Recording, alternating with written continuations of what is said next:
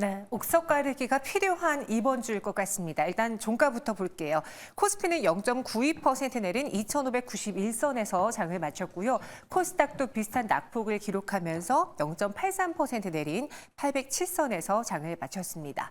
업종별 흐름 보시면은 지난주만 하더라도 자동차, 금융, 보험주들의 강세가 눈에 띄게 나타났었죠. 오늘의 경우에는 철강 금속업이 0.52% 내림세, 전기전자와 의약품이 1%대 하락을 보여줬고요. 좀 강했던 기계줄도 그리고 금융주도 오늘 장에는 살실은 매도 물량이 나왔습니다. 코스닥의 업종별 등락도 보시죠. 오늘 코스닥 시장에서는 인터넷 업종이 1% 내림세를, 반도체는 조금 더 밀렸습니다. 2.46% 추가적인 하락이 나왔고요. 반대로 화학과 통신 방송 서비스, 음식료 담배 쪽에서는 빨간불 유지할 수 있었습니다. 그럼 남은 한 주, 이 설 연휴를 앞둔 한 주 동안 우린 어떤 전략을 세워야 될지, 일단은 연휴를 앞두고서는 국내 증시에 관망세가 나오지 않을까 싶습니다. 첫 번째로 3월에 금리 인하 기대가 크게 내려갔기 때문이죠. 최근에 나온 고용지표, 경제지표를 봤을 때에도 미국의 비농업 부분 고용지표가 35만 명 증가가 나왔습니다. 예상치를 2배나 웃돌았기 때문에 아직도 이렇게 고용시장이 탄탄해? 그렇다면 굳이 여기서 금리 인하를 할 필요가 있을까라는 것들이 시장 인하 기대를 좀 낮췄고요. 더불어 다가오는 에코프로비엠과 에코프로의 실적 발표도 있기 때문에 확인하고 가려는 심리가 이번 주 증시를 억누를 수 있습니다. 또 저PBR 종목으로 쏠림 현상이 나타나고 있는데 오늘은 살짝 바뀌었죠. 과연 이 현상이 지속될지 이것이 이번 주를 앞둔 체크포인트가 될 것 같아요. 지난주만 놓고 봤을 때는요. 가치주가 한 주 동안에 12% 넘게 상승을 했고 또 고배당주, 대형주 가치주들 쪽에서의 많은 상승세가 보였습니다. 반대로 소형주 중에서는 성장주 단에 2%가량의 손실이 났던 한 주였고요. 중형주 성장주 역시도 1.7%의 손실이 보였던 한 주였습니다.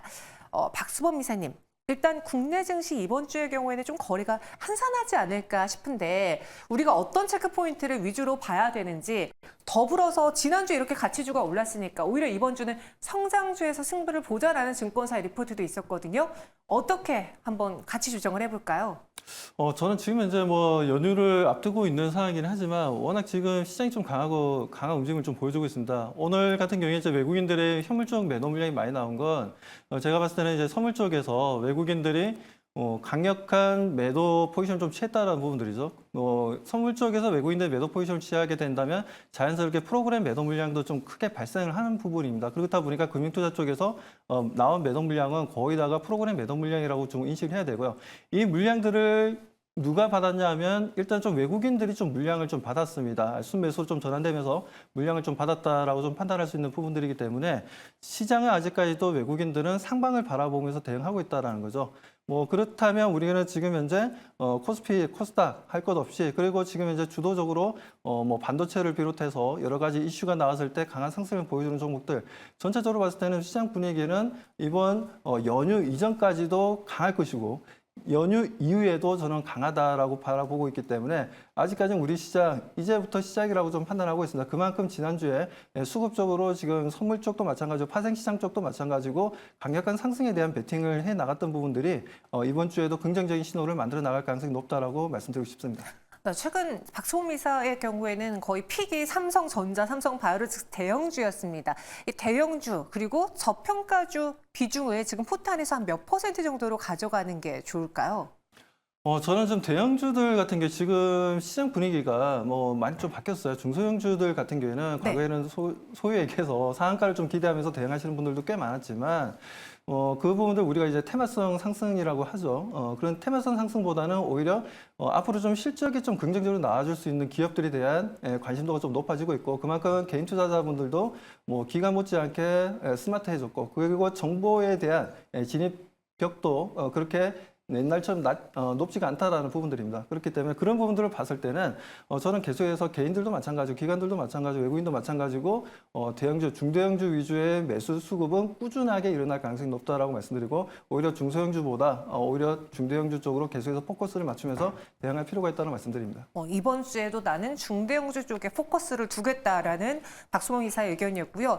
백인현 매니저는 어떻게 생각하는지, 또 저희가 여기에는 적혀 있지 않지만 항상 이제 대통령의 신년 인사가 기사가 있잖아요. 이번에 설 연휴를 앞두고서는 대담을 통해서 증시와 관련된 어떤 부양책을 내놓을까라는 기대도 있는데 기대해봐도 괜찮을지 전반적인 한 주의 전략을 세워주시죠. 일단 먼저 이제 대통령 신년 인사 이 부분부터 말씀을 드리자면 일단 뭐 신년 인사에서 특별한 이슈가 나오지 않는 한 사실 증시 부양으로 이어지기는 조금 어렵다라고 보고 있습니다. 왜냐하면 이미 공매도 관련해서는 이슈가 되었고요. 그리고 저 PBR 관련해서도 최근까지 이슈가 되었기 때문에 새로운 뉴스가 나오지 않는 한 증시에 직접적으로 이제 호재로 작용하는 경우는 없다라고 보면 될 것 같고요. 일단 전반적으로 이제 저 같은 경우에는 지금 또 그 중소형 관련 종목들 위주로 여러분들에게 매수를 많이 권해드리고 있긴 한데 일단 공격적인 매수는 지금 현재는 자제할 필요가 있고요. 일단 공격적인 매수는 설 연휴 이후에 이제 본격적으로 고PER 뭐 예를 들면 2차 전지라든지 반도체라든지 바이오 관련 종목들 상승이 나올 가능성이 높으니까 일단 뭐 워낙 많이 빠져 있는 고퍼 관련 종목들 위주로 매수를 하시면 될 것 같고 이미 대형주들은 많이 올랐기 때문에 저 같은 경우에는 대형주들은 어느 정도 차익 실현하면서 고퍼 관련 종목들로 어느 정도 이동을 하시게 되면 조금 더 스마트하게 매매하실 수 있지 않을까라고 생각을 하고 있습니다.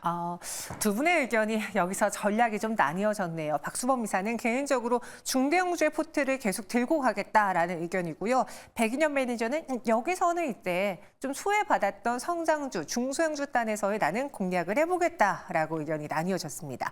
오늘 시장 안에서 현대차, 기아 이야기도 빼놓을 수가 없어요. 현대차는 4.85% 강세에 23만 8천 원에 장을 마쳤고요. 기아 엎치락 뒤치락 하다가 막판에 다시 파란불로 돌아왔습니다. 1% 내린 11만 8,300원에 장을 마쳤습니다. 하지만 저점은 다지고 올라오는 모습이었죠. 왜 최근 시장에서 현대차랑 기아를 주목하느냐? 저평가 주기도 하고요. 배당에 대한 기대감이 남아있기도 때문이죠. 근데 이 형님과 아우의 격차가 점점 줄어들고 있다는 점도 우리가 예의주시해 봐야겠습니다. 그동안의 자동차주 하면 형님 대장은 무조건 현대차, 아우가 기아였는데 이 현대차랑 기아의 시총 격차가 굉장히 작아졌습니다. 예전의 경우에는 현대차가 항상 우위였죠. 그런데 최근에 기아의 급 반등 속에 격차가 추월될 위기에 놓여 있습니다. 이제는 뭐 형님 아우를 가릴 필요가 없을 테고 더불어서 현대차 기아의 올 한 해의 전망을 해보면은 뭐 원화 강세랑 미국의 인센티브로 인해서 실적단에 살짝 타격은 받을 수 있겠지만 현대차는 믹스와 고사양 선택, 뭐 에이다스가 첨가된 그런 사양을 선택할 경우에 실적이 좋아질 수도 있다라는 전망이 있고요. 그리고 배터리팩 가격이 감소한 것도 실적의 증가 요인으로 작용될 예정입니다. 기아의 경우에는 판매 대수가 증가한 것이 또 주력인데요. 현대차랑 기아의 엎치락 뒤치락이 뭐 자동차주 전반적으로 좋을 수도 있지만 그 안에서 좀 매력도를 구분해 보자면은 오늘 현대차의 주가 상승, 기아의 주가 하락 이거 의미 부여할 수 있을까요, 박수범 이사? 저는 지금 현재 현대차 기아가 지금 상당히 좀 잘 움직임을 좀 보여주고 있습니다. 어떻게 보면 그 전부터 이렇게 좀 움직임이 퍼포먼스를 좀 보여줬어야 했는데 네. 그 부분들이 아쉽게도 그렇지 못했던 부분이었지만 지금 현재는 그런 퍼포먼스를 보여주면서 강한 상승 흐름을 좀 가져가고 있습니다. 외국인과 기관들의 매수 수급도 상당히 좀 양호하게 좀 잘 들어오고 있고요.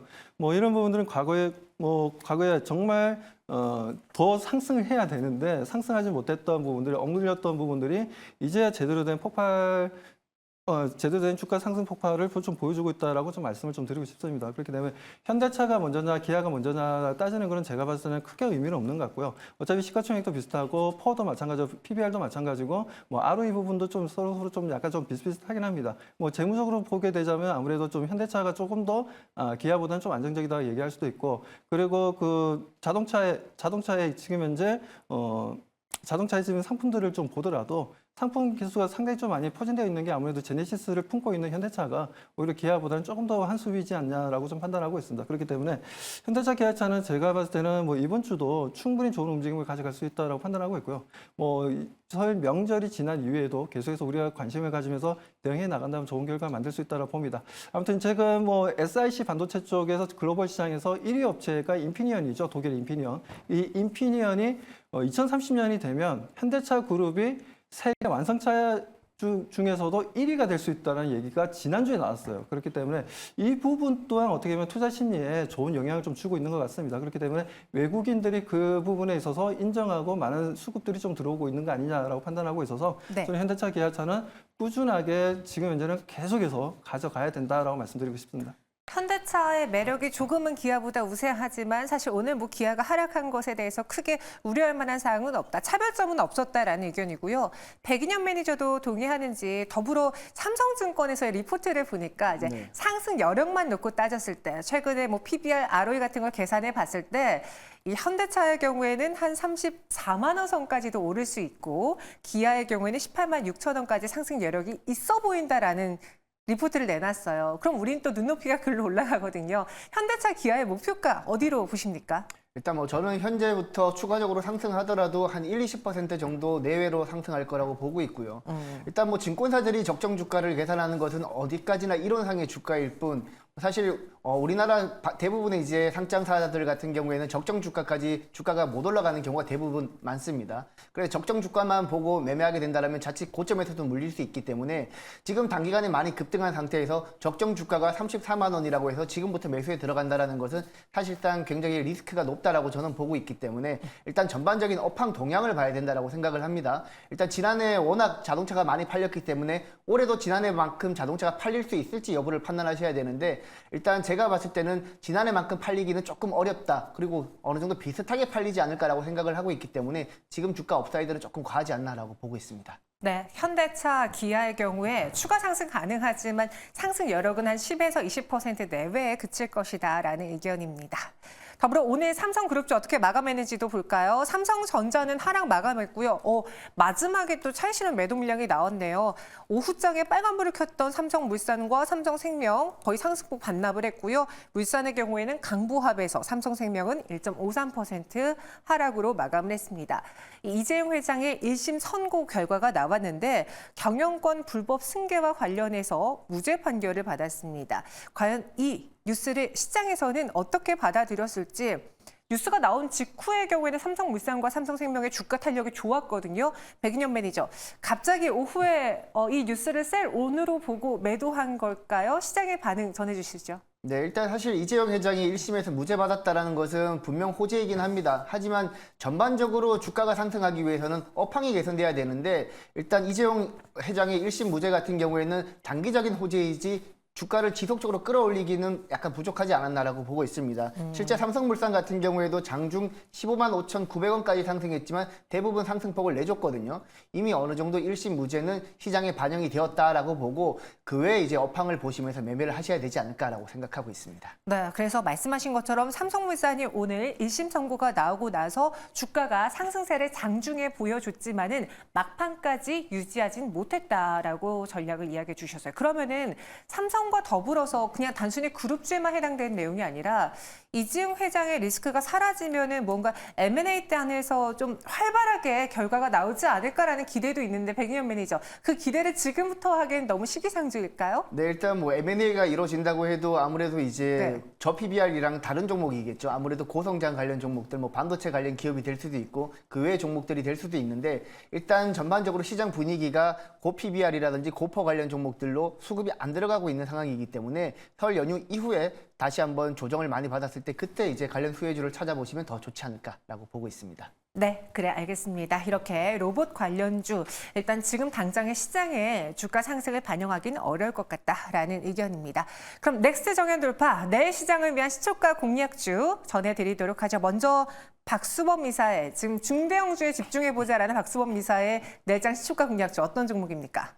네, 앞에서 많이 말씀하셨지만 삼성전자를 좀 가져 나왔고요.